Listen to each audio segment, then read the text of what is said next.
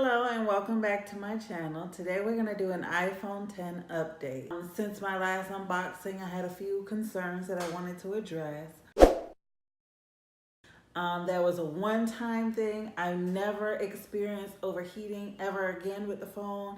It may get a little warm when I'm doing multiple things at once, but it never gets as hot as it did on that day. I think because it was literally updating every single app that I had and downloading from the iCloud. Everything was getting put onto the phone at one time. Plus there were text messages coming in, and I was playing with some of the features on the phone, so I think that just overwhelmed it, and it got pretty hot pretty quick, but I never ever experienced that again. It is a good case. It's really hard to take off. Once you put it on, that's it. You just leave it on. There's no switching back and forth between cases, which is something I like to do. It looks really nice. It complements the phone greatly, and it does its job as far as protecting the phone. I've dropped it twice already, but the most it's done is the tops pop off and then you just snap them back on, and there is no damage to the phone, and there's really no damage to the case. I do not have a screen protector on my phone, and that was a big mistake because the screen is very scratchable. I don't even know what the word for it is. It is not scratch resistant in the least bit. Right away, putting it in my purse, I got a big scratch. It's not a deep scratch, but it is a noticeable scratch. But I've had my iPhone 7 in my purse for years, or a year, and I never got a scratch on the phone. And for the latter part of my iPhone I did not have a screen protector on there. I don't know what they do with the screen on the iPhone 10 that makes it different or softer or more prone to scratching, but I got a scratch like the first day. It works in the dark. It works when I got my scarf on. It works when I got a hood on. It works just perfectly no matter what. There was only one time when I was in the store that it did not work, and it just did not feel like recognizing my face. But that was the only time that I saw that happened. And one of the great things about the phone is with the face recognition, it unlocks your phone, but it doesn't open your phone. So it stays on the lock screen until you physically unlock the phone and open it up. So that was a great feature. That's one of the things that I was worried about, that when I looked at it, it would just open automatically when I wasn't trying to do that. The ability to use it to log into applications, to purchase things.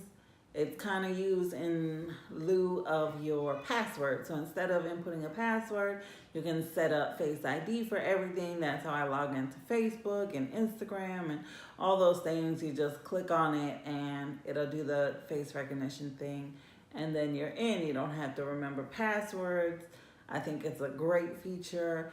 And when it comes to the App Store, one of my issues again was I look at it and it recognizes my face, and then it starts to confirm the purchase, but you still have to double click the lock button to confirm the purchase, which I think is a great idea. But they never said that that was the thing, so I never knew how to download stuff. For the longest, I was downloading stuff on my other iPhone and then just like iClouding it over to this phone.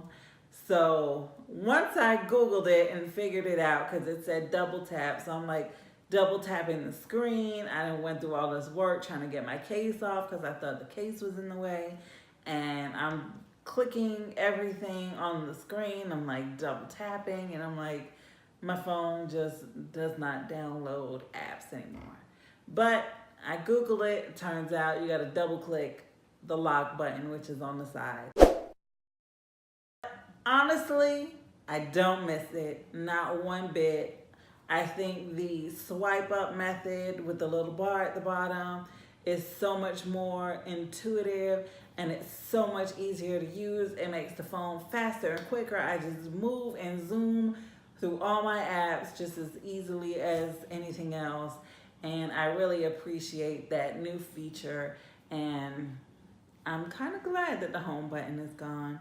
The only thing that's a little bit difficult, that's still taking me some time to get used to, is the way that you close apps and the way you switch between apps without physically going to a new app. That's not as intuitive as I hoped it to be. I wish it was a little bit easier, because you kind of gotta press and hold and do things like that, which makes it just a little bit clunky. Other than that, everything else works perfectly fine, and it's a great, intuitive, new software. Before, you swiped up and everything was right there. It was in thumb's reach and it was easy to get to.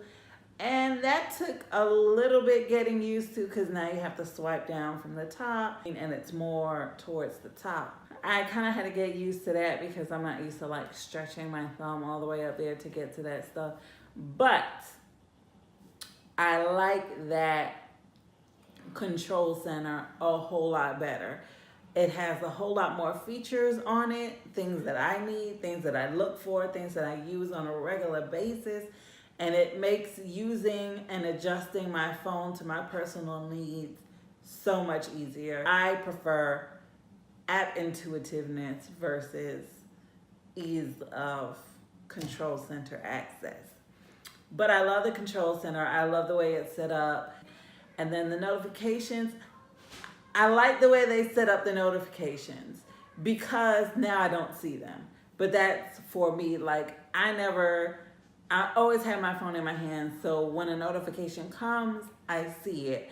I don't need it stored up whenever I swipe down to see the time, or I swipe down to go do something while I'm in an app for my whole notification list to pop up. So for me, it's a great thing that the notifications are on the other side of the swipe down menu. So I don't ever have to look at them, because I really don't need them. But I hate that you kind of have to set up Apple Pay. Like, I didn't see where you couldn't set it up, and it kept asking me, like, every time I unlocked my phone, every time I went to do something, it just kept asking, finish setting up your iPhone. Your iPhone's not set up. Finish setting up your iPhone. You need to set up Apple Pay. And then on the settings, it had that little red dot. And it was just like, every time I clicked on it, it was like, set up Apple Pay, set up Apple Pay, set up Apple Pay. And I was like, I don't want Apple Pay. But I had to do it.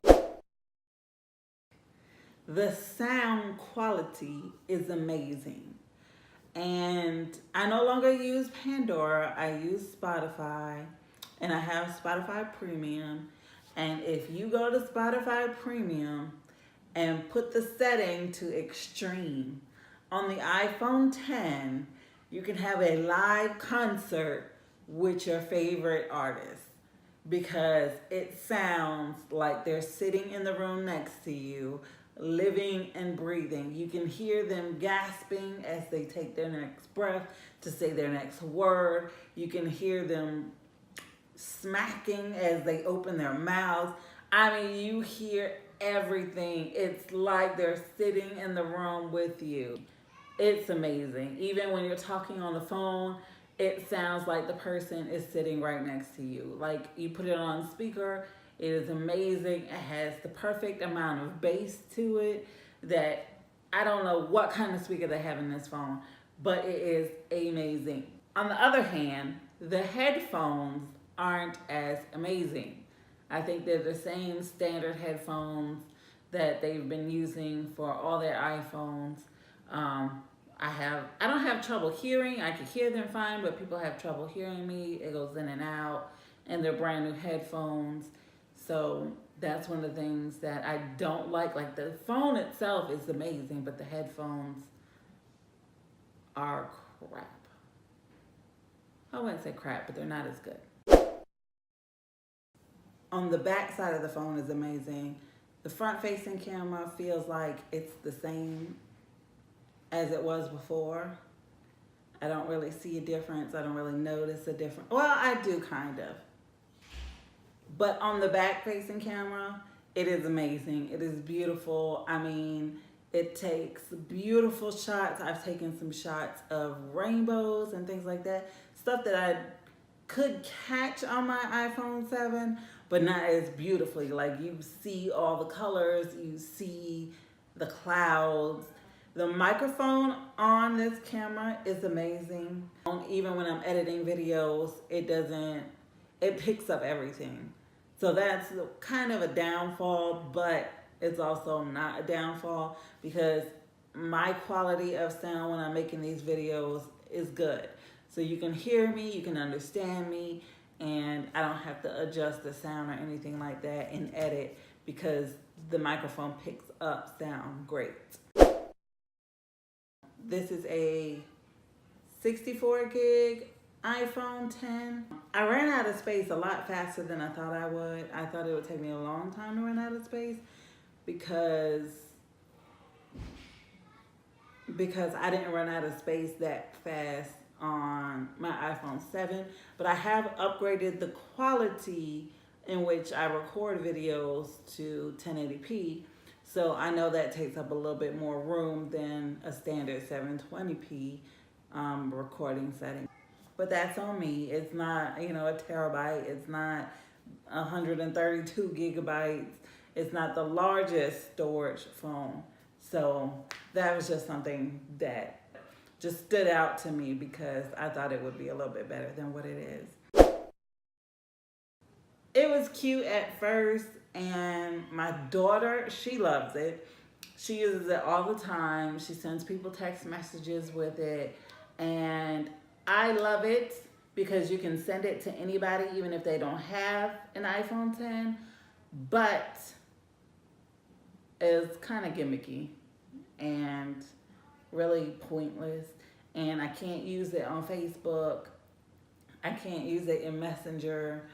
So to me, that kind of defeats the purpose of it because I want to be able to use it in all the apps that I can send emojis with, or maybe not all of them, but at least Facebook, maybe Instagram. And then on top of that, it's only like a 10-second clip that you can record, which is, I don't like that either. So the Animoji thing was just like a big letdown. It was cute at first, but it's kind of pointless. And if I can use it in greater than 10-second clips, I would record a whole video in it, but I don't have that capability at the moment. So kind of just adding stuff to add stuff to make it seem new and fresh, but it's kind of pointless. That's all that I have for you today. That's just a probably not so quick, but quick update on what I think on the iPhone 10. I love it. I don't miss the big iPhone 7 Plus. I don't miss the feel of it. The phone is probably the same weight, so it feels the same in my hand, and I don't notice the difference. And especially since it's all screen, when I'm watching videos and things like that, I really don't notice the difference. I don't miss the difference. I don't miss my big old phone. I am perfectly fine with the size of this phone. Would I upgrade if they had an X Plus? I probably would, only because that means the screen would be even bigger than what it is. And I would appreciate that because I use my phone to watch videos most of the time. So just having a bigger phone would just be greater. So that is my update. Thank you for watching. Have a great day.